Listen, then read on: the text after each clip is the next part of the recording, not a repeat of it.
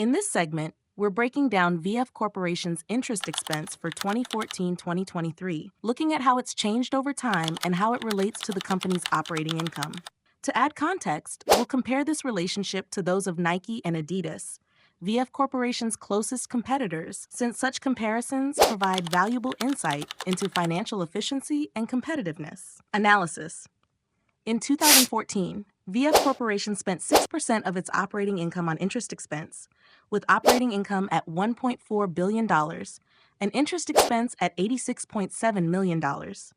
Nike spent 0.7% of its operating income on interest expense, with operating income at $4.2 billion and interest expense at $28 million. Adidas spent 7% of its operating income on interest expense, with operating income at 883 million euros and interest expense at 62 million euros. For the rest of the years, here is the full data set. Starting in 2019, COVID-19 began impacting all industries. VF Corporation's financial performance weakened significantly, culminating in negative operating income in 2023, with interest expenses exceeding operating income by over 700%. Nike, however, maintained a strong financial position throughout, achieving net interest income in 2023, reflecting its robust management and financial health.